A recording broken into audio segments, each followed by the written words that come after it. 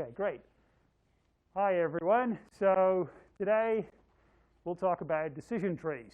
This is sort of something that we do anyway. Again, if you're stuck on something, go email me first. We'll figure something out. We're in the home stretch. Let's not break a leg to go full on horse analogy. So last week we talked about the big data, machine learning, and the artificial intelligence. So these were the kind of like big buzzwords to get like a working definition of these things, right? So I'm getting the impression that everybody has at least heard these terms, and now we're kind of like, all right, in terms of doing my science, how much should I know about this? And today I just want to talk about one thing, which is decision trees. What do we use them for? Cleaning data. This is an example that goes with the decision trees. Usually I don't show the cleaning data because it is boring and it is the most tedious part of the job. Basically everybody shows the clean apartment, nobody shows the cleaning process leading up to it, right? So this is what I'm talking about. Cleaning data is an important step.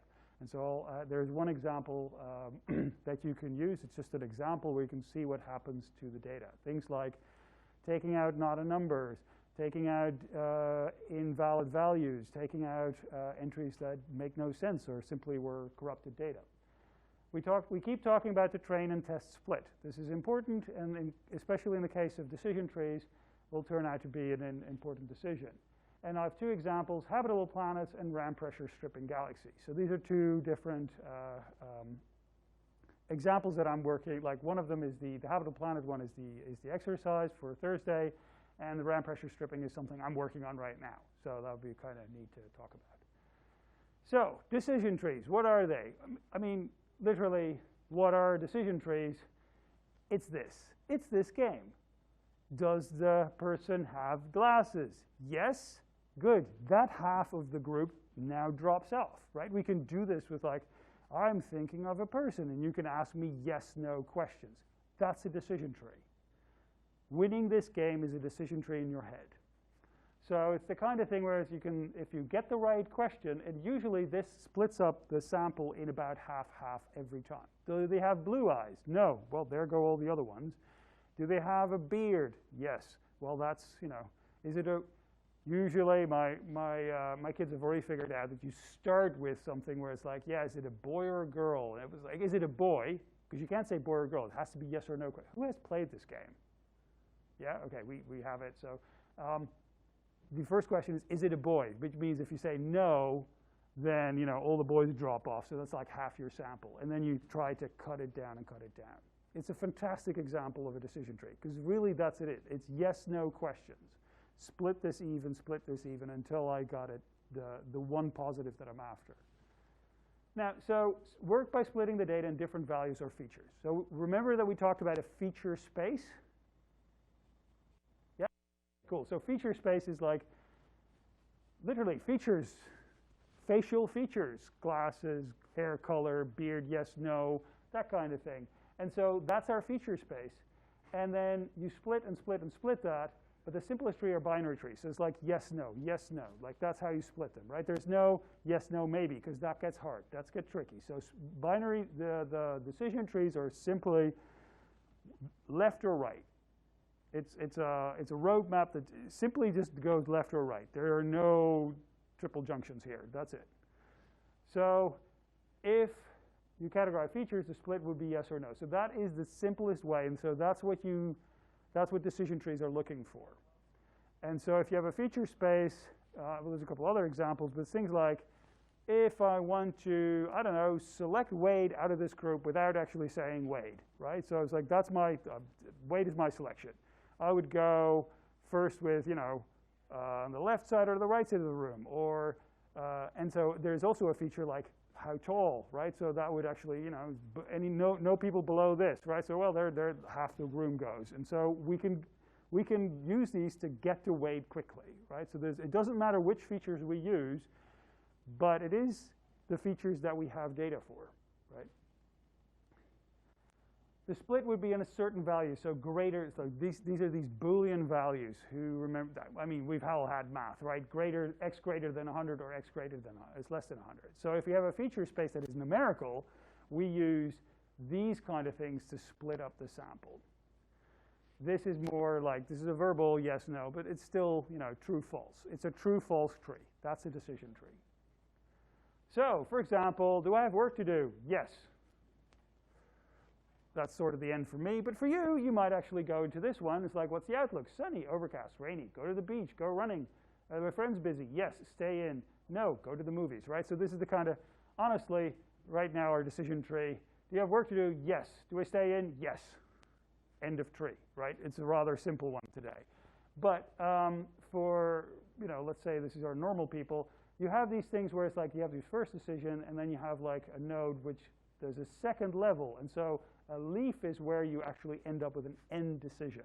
So the terminology is leaf. A tree ends in a, like you kind of go from the trunk, and eventually you end up on a leaf. A leaf is a final decision, is a final classification. And then you have multiple branches. And these are kind of like the depth of the tree. You can call it, it's a weird tree because, you know, the leaves are at the bottom. But still, this is the kind of thing where if you have like this is a 3-level decision tree, right? I only have to ask myself 3 questions and I'm done. I've got my answer, whatever that is. Of course, in COVID times, it's really like, do I go outside? No, it's a single-level tree. Done. It takes decisions, but these are based on the feature of this is supervised learning, right? So this is something where you have labels already, and it starts to make as many of these splits as practical. I just grabbed a few of the internet because I like what people's examples are. So here's, for example, this is an example of a mathematical, it's a mix of things, right? So it's like either, what's the income? Same loan for the bank, yes, no. And that's a binary question again. And then you can have like required documents, yes, no, and then you give them the loan, no loan, right? So this is sort of, you can construct something like this from your last 50 years of loan records. It's great because basically, you know, you're doing just as well. You're giving these people the loan or the no loan based on what, you know, 50 years of experience in our branch, that is branch of the bank, that would be. It's like, great, we'll just be just as good as a loan officer that we have. We can basically replace our loan officers by having a questionnaire like this. Sounds great, right, in theory, except that you're building in every possible little you know, prerequisite that you shouldn't be building in, because what you do is you're biasing yourself because let's see that you have these are loans and these are, that's no loan that was a good idea, but like, for example, the no loan that you have here were actually, yeah, these people then later went to a rival, if you have that data, and got the loan, and you know, they paid off the loan, so we lost an opportunity, right? So that's when you need to start adding the proper labeling in there. It's like, because otherwise you can basically reject everyone and always play it safe and never, like, no loan defaulted. Fantastic. That's what you want as a bank. No, you want interest. That's what you want as a bank. So you kind of prune your decision tree sometimes to simply go just this and not, and like remove bad ideas, like bad questions like that, and try not to bias yourself, right? This is where the feature space turns out to have the 50 years of history, for example, had a couple of bad questions in there. Maybe they weren't overt, but they were in there. So biasing yourself is a bad idea here. So you're only as good as your feature data, still only as good as your feature data, still only as good as your decision. The decision tree is only as good as your training set, your labeling set that you put on there. I like this one because, again, it's like, is the color yellow? True, false. So that's a simple, you know, equals to this. Then the height is 10, or the height is smaller than 10. Basically, you can say greater or equal than 10. If that's true, then I end up with giraffes. And if it's false, then I end up with, I don't know, cats. And if the height's smaller than that, you end up with monkeys or elephants. So that's kind of like, this is one of those sorting algorithms. So you can kind of have, if you have a labeled set where you go, I have these features, color and height, and that's a 2-dimensional feature space. That's great. And I can split that up until I have my labels in different groupings. So if you have a good labeled set and you trust that this is representative and you have a feature space that goes with it, this is a really fast way of splitting this up. If you just look at your data, for example, you would have done maybe just the color separation and went like, well, that's as good as I can separate them out. But my features, I have more data, I can actually split and keep splitting. Technically, what we always do,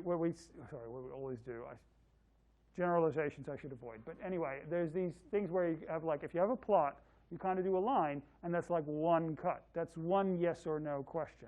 And scientists typically stopped at that point because it was like, yeah, that's kind of good enough. But if you have a multi-dimensional feature space, and you kind of go, I can do a cut here and a cut here, and I actually separate out a little better. But how do I find those cuts? This is how you do it. Because instead of saying, ask for 10, it will go through a bunch of weights, like it will go through a bunch of heights until it separates out into separate categories. And so the labels are completely split. See where that's going? So I don't have to say equals to yellow. It just has to be, this has to be one of the features, and then the decision tree will actually set the values so that it will split up optimally into separate categories. So it will do it for you. Yay, because you can run through a whole bunch of these algorithms really quickly. It's a very fast algorithm. So you can have something like, I have feature 1 and feature 2, and I have blue and red labels. So this is very typical to the kind of data that you can have, right? I am trying to get the blue ones, and I would like to get rid of the red ones. And there's a certain level of contamination I'm willing to live with, right? So these are the sort of like, I have requirements and I'm okay with this. So you can kind of go like, well, I just cut here, right? So that would be fine. Yeah, but I've still got this whole loop here. So I can actually do 1 decision and then 2 decision, and I got a pretty clean sample here. So that's how this works, right? So you cut in feature 2, and then you cut in feature 1. Or you can have, I cut in feature 1, and then maybe you cut in feature 1 and 2. That actually doesn't work. Like, so it does these like binary cuts until it isolates where it wants to be. So that's a 2-level decision tree. And so you have a split node. That's where like the first decision happens. And then you have a leaf with the red label. And then you go to split number 2, and you end up with T4 and T5, which is these last 2 leaves. And then you've actually got a pretty good split. So the terminal leaves are 3, 4, and 5, right? So this is one terminal sample. This is one terminal sample. So if you then, like we did that, do you remember the whole like lovely visual that we saw, right? That was the same thing, right? Decision, decision, decision, decision, until they're all in our training set. They're neatly separated out. However, we split everything in training and test set, because then you run through the same decisions with your test set, and it should split out. Then you see how it actually will perform, right? So it does 100%. Like this can keep splitting until it literally isolates every single red dot, right? You can keep going. You go like, yeah, this is not good enough, and then it'll go like, all right, well, I'll split here, and then here, and then here. Like as soon as you're like 8 fathoms deep, 8 decisions deep, then you're sort of isolating individuals. So it's not, but that works on your training set, right? Because then you've isolated perfectly, you've trained it perfectly. It's 100% separation. However, as soon as you now put new, you've held a couple back, right, and then you stick them in, and then you actually see what the actual decision level is going to be. So, important questions. How do we decide which splits are better? Like, what's good and what's good enough, right? So that's another, like, what's the contamination level I'm willing to live with? And how do we decide when you should stop, right? Again, we can just keep going. Like, there could be like a 20-layer thing which isolates every single point in a single decision. That's clearly too much. So you can kind of give these things the number of levels you're willing to go. You kind of go like, I have 2 features, you're allowed to go 2 deep, maybe 3 splits deep. That's about it. If you go deeper than that, you're just sort of drawing a box around every red point. That's pointless. I don't want that. So find the measure of impurity. So Gini is a parameter of wealth inequality, but there's an impurity way that we can minimize, find the splits that maximize it and decrease the impurity. So it's like, how do you get pure samples? It's sort of like split it out. Okay, this is pure.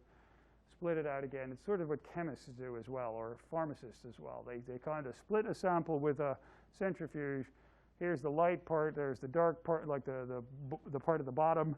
And they split it again and split it again until they figured out which part was the bit that actually, I don't know, had the effect they wanted. So you need a stopping criterion. So it's like, yes, as soon as it's at this particular level, I need to stop, right? Because otherwise it'll just keep going. So you can split this. I'm going to skip this part. Because I like the visual ones much better. So you can have things like this where you have two splits and go like, yeah, this is a good split. And so you can actually sum these. You can get these impurity from each of the two. And then you can have a training set which gets the same values. So you can keep splitting and see like, okay, is this first split better than that second split, for example? So you can start comparing models. It computes in no time at all, by the way. So it's kind of useful to do this on, you can do this on smaller data sets. This is the part that I like about it, because everything we've done so far was like, well, I'm sorry, if you don't have 10,000 labeled data points, well, this is the kind of thing you can do on like, or whatever you've got, basically, and you can try it out. However, because if it's a small data set, it depends on how big of a fraction you set aside for testing. That is much more important now than, because it's a, swap 2, for example, you have 150. My last example is 150 data, is 148 data points, and so it completely depends if I set aside 25% versus 30, right? That becomes important. So we can do a supervised classification problem which attempts to predict the planet is habitable or not based on the distance from the parent star, mass of the parent star, and orbital period. What are our features?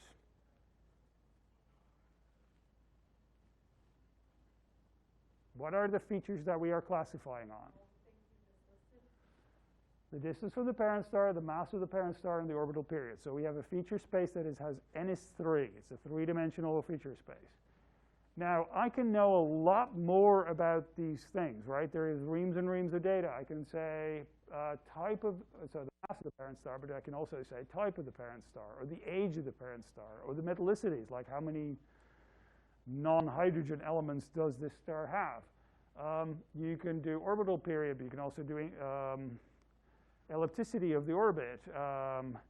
There's a ton of things I can put in here, right? So we sort of pruned our feature space beforehand, going, these are probably the most important things. Or it could be, well, these are the things we know, right? So there's always a bit like, well, this is the unknown, so I'm sorry we don't have those features.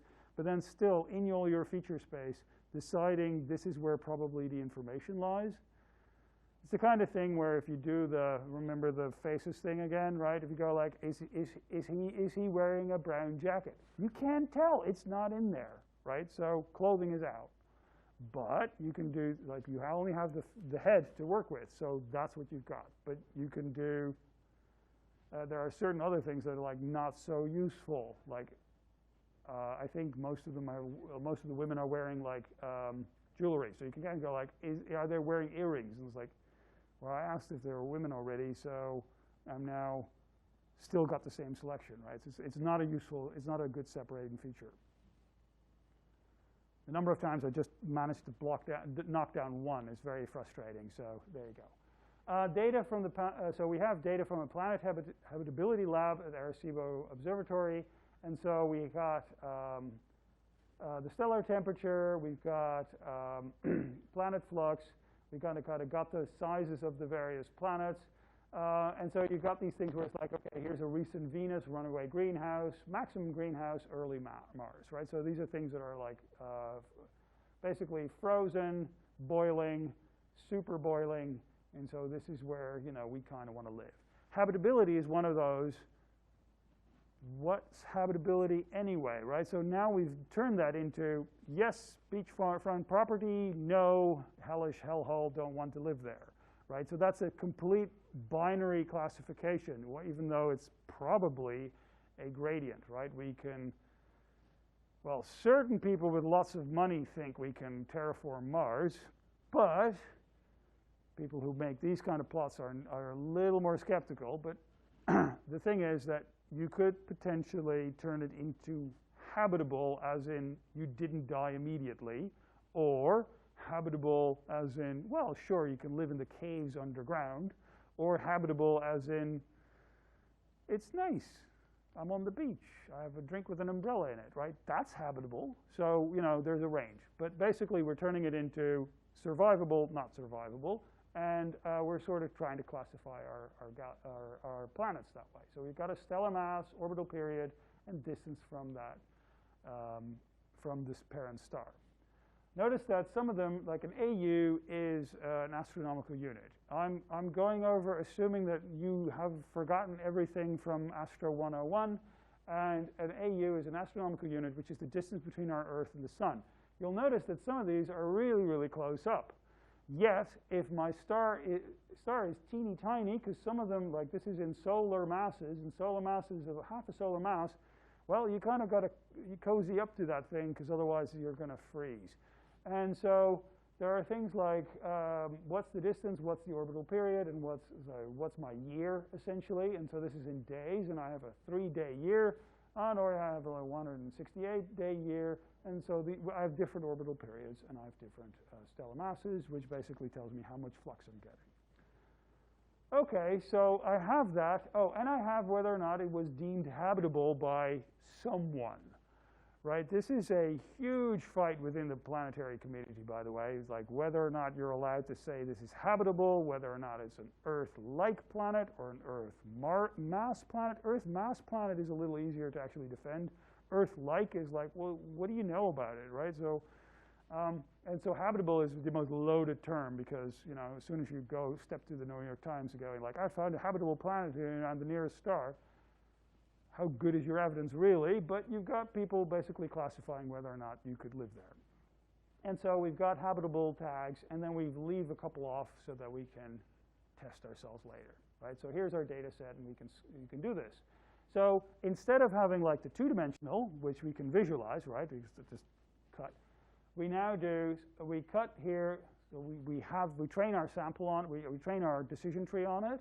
And it goes, well, the best first cut is whether or not the stellar mass, the mass of the parent star, is smaller than 0.83, which means if it's smaller, then true. Then I'm ending up with this sample over here, and false, I'm rejecting a whole bunch, like I'm rejecting 5 of them as non-habitable, right? So it's sort of sifting the chaff from the corn kind of deal. This is, I don't want to get too biblical here, but, you know, that's one of those things you need to do. And so you kind of like, okay, bad. So, you know, got rid of stuff is just as good as selecting stuff. So true, I've got now something that has 2 unhabitable and 6 habitable runs. So it's still a mix. But I can then split on orbital period. And notice that it basically slid along the orbital period until it split it into neat little leaves with like, here's habitable, habitable, and there's non-habitable. So it will find your optimal splits for you, which is really nice, because I'm from the generation that just looked at a cloud of points until they got a headache and went like, well, here is where I'm going to draw my cut. And then it was sort of like, well, why? Looks good. So that is, you can do these much better so that you actually have these really fine-tuned cuts. And so that helps, because if your sample gets bigger than, say, the 13 we've fed it so far, we can do a better job of these, and it will still split these things out. So suppose you have a training sample that a expert has classified for you, and you have a feature space. You go like, well, that's sort of what they've been using, either intentionally or unintentionally. This is what they based it off.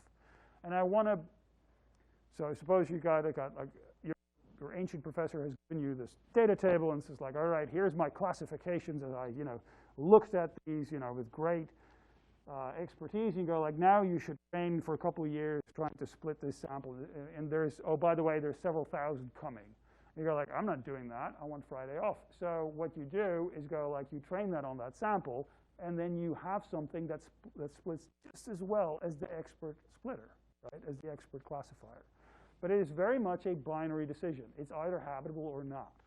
So if you have something that is a sliding scale, your decision tree doesn't work very well. It's just a binary classifier. So what you end up doing is you do the first split, and so that gets rid of all of these, and then you second split, and then you still have a sample in here. So these are the criteria. This is in the example. This is the exercise for Thursday. And so you have a split, and that seems good. That second split doesn't seem to do as well because our test sample kind of, yes, that one should be gone, but these two contaminated that one, right? So we actually are not doing as well as we'd like. Can we keep splitting? Sure, right? We can keep cutting, and if we had a bigger sample. So it's the kind of thing like, can we figure out the accuracy? Like, how well did we do? Out of the entire test sample of 1, 2, 3, 4, 5, I accurately classified 1, 2, 3 out of 5. So 3 out of 5, there you go. It's not great, but not horrible.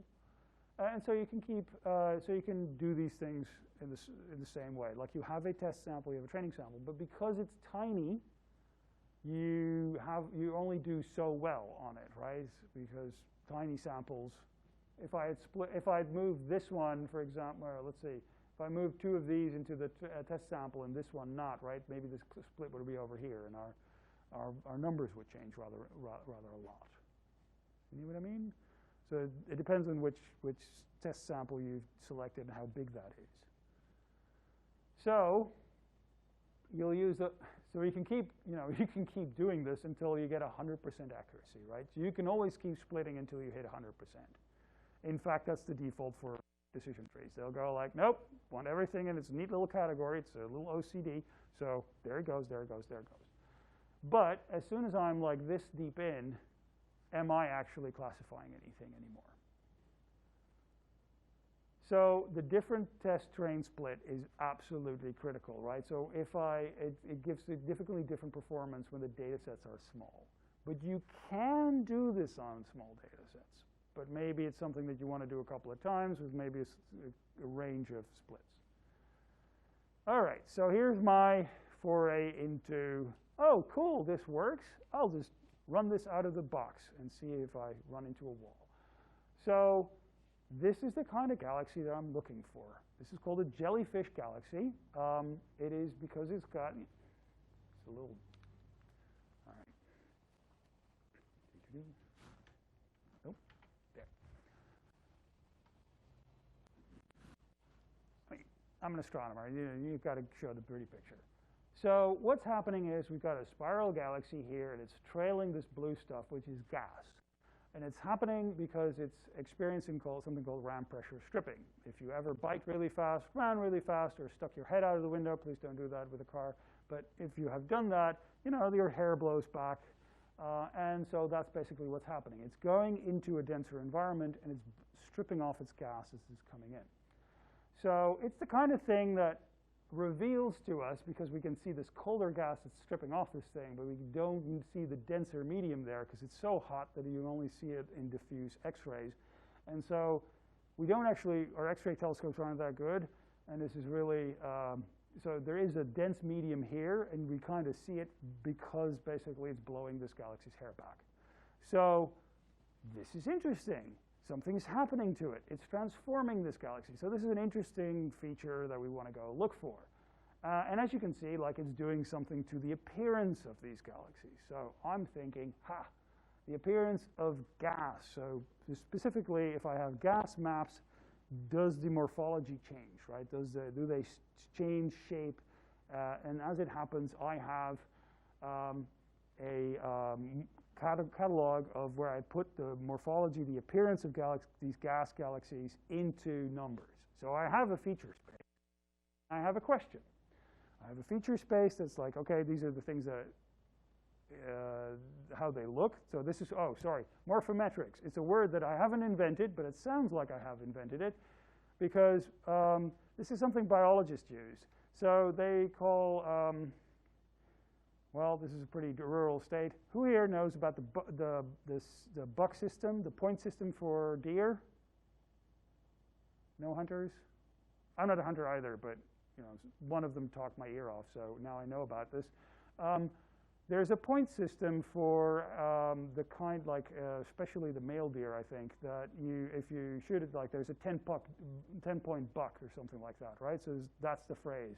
So I was always wondered about that, and the thing is that it's basically something to do with height and like weight, and so there's basically a couple of numbers, and that translate into it's a this many point buck.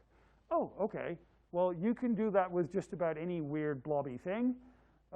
And so you can do that with galaxy morphologies. And biologists, they use these things, these numbers for, you know, for example, they look at fish and like how, you know, the average length of a fish, but also like how close are the eyes together, that kind of thing. So they measure a couple of things. Fish are complicated systems, but they kind of turn them into like 4 numbers, because that's something that they can track over time.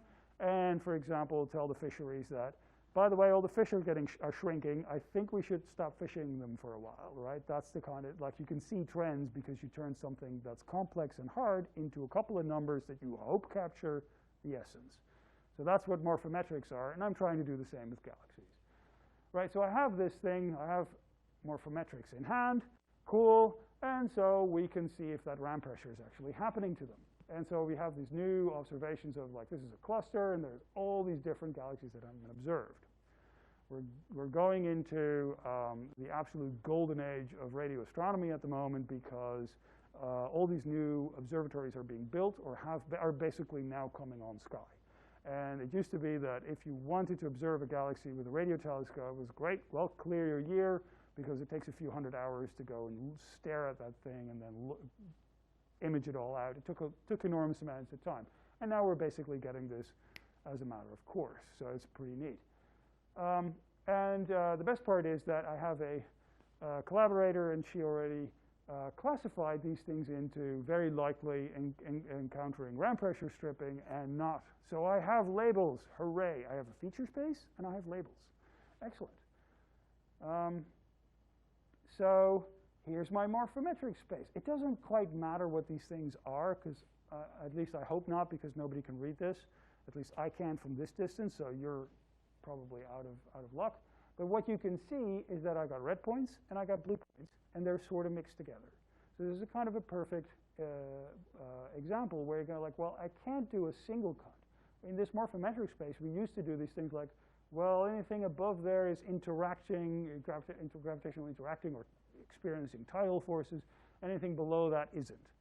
And that was sort of a very rough cut. So it feels like, well, maybe I can make a couple of cuts in this multi-dimensional space. So what happens with, this is another part of the parameter space. So it's mixed in morphology space, but perhaps separable. And the simple cuts won't do. Ha! I'll just run over to machine learning and see what happens, right? The trouble is, here's my decision tree. Sure, I get 100% separation, but at what cost, right? So this is my full parameter space. You know, you just throw the kitchen sink at the whole thing, and go like, well, that's a lot of decisions until I basically are splitting samples from 2 and 1, right? So this is not great. So I'm doing terribly at the moment. I mean, it does, numerically it looks great, because it goes like, yeah, it separates everything from everything else. But if I do now the next cluster, for example, how good is it at finding these things now? Well, you pare down the feature space. You kind of go like, well, which ones get actually used here? So you throw those away. Beep. So now I'm only using 2. And actually, the number of decisions has gone down. So it's still, so you start playing with this, right? So you start going like, okay, what are the features I really need to do this? And what are the features that I just put in and it never even touches? So those are the first things to go. The next thing is like, okay, well, how good of a separation? And so at some point you can say like, well, just stop here and see how you do. So it's not perfect by a long shot, but it is a good way to get started, for example, to get your initial sample before you start looking at it in detail. Because this is easy, like 36 versus 9. Like these are all numbers that you can just look at in an afternoon. But suppose this is the pilot program for like one cluster to go for hundreds, right? Then I don't want to do that. I don't want to do this like sifting through by eye and by hand. And so then maybe a decision tree that's a couple of deep just gets me all the REM pressure candidates, and I could go look at that in detail. So this is the kind of stuff that we're playing with now. I mean, this is absolutely me just playing with it, but I want some comments. So what would you use decision trees for? Can you think of something that we use decision trees, either mental decision trees or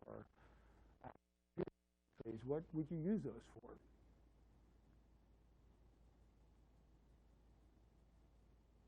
So.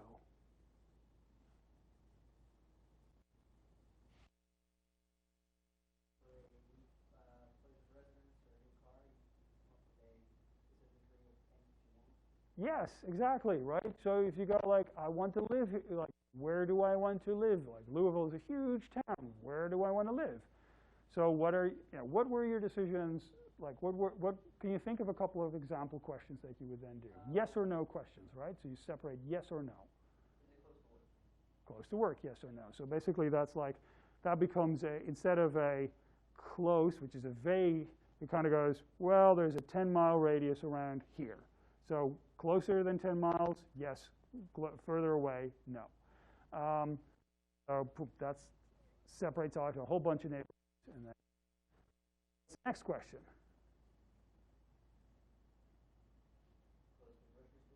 It's like grocery store. It's like grocery store within.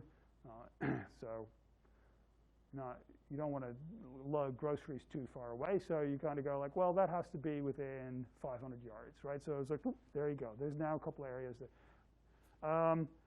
Then I'm guessing a price point is in there somewhere, because it turns out you can live on an infinite budget. But so then it becomes like, can I afford this place? Yes, no. Basically, is it less than half my income in rent? So a whole bunch of places drop off, right? Until you end up with like a list that's easily parsable by you. Honestly, loads of, I don't know what it's called here, but you've got these websites that have like these sliders, and they allow you to do that. It's how you back in the day when you found a flight for things, right? That's what I use them like. Layover has to be at least this much because I don't trust them to get me there within, only 45 minutes to go from one gate to the next. No, I don't, like the decision is like, no, I don't want multiple airlines, for example. Like, there's this website, Kayak, like I use that one, right? But they all have this, right? Sliders, basically that's the decision, and then yes, no decisions. So turns out you've been using these things all along, not just for the games, not just for the decision is like, pizza tonight, yes, no, right? Tired, no, but I want to be fit, no. So yeah, it's always pizza.